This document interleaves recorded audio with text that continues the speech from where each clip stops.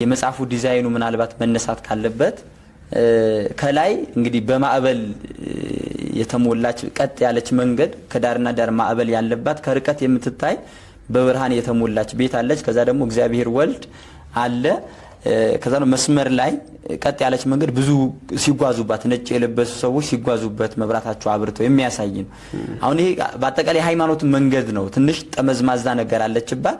ይሄ ከቨር ቤጁ ከላይ ያለው ከቨሩ የሚያሳይ ነው። ምንድነው የሃይማኖት መንገድ መሆኗ ያልተቋረጠች እንደዚህ መሆኗን መንገዷ ያልተቋረጠች መሆኗ የሃይማኖት መንገድ ቀጥ ያለች እንደሆነች የሚያሳይ ነው።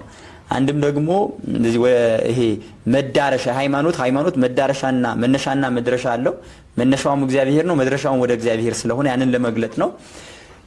ከዛ ደግሞ ከዳርና ዳር ማዕበል አለባት ማለት የሃይማኖት መንገድ በማዕበል የተሞላች ናት። ፈተና፣ ውጣ ውረድ፣ ችግርን፣ ሰቆቃን፣ ስደትን፣ ስድብን፣ መከራ የበዛባት የቅዱሳን መንገድ ስለሆነች ያንን ለመግለጽ ናት። ከዛ ያንን ያቺ የብርሃን መንገድ የምትወስደው ያቺ ከላይ የምትታይ ቤት ስለሆነች እንግዲህ ከቨሩ ላይ በደንብ ያዩታል አድማጮቻችን። ከላይ የምትታየዋ ቤት እንግዲህ ሰማያዊቷ ኢየሩሳሌም ለመግለጽ ተሞከረበት። እኛ ዛሬ በዚህ በውጣ ውረድ በማዕበል ውስጥ አልፈን ወደዛቿ ቤት እንገባለን ነው። በቃ በፈተና ውስጥ በችግር በሰቆቃ በእንግልት ውስጥ ብንሆንም በሃይማኖት ከጸናን ወደ እግዚአብሔር መንግስት እንደምንገባ የሚያሳይ ነው።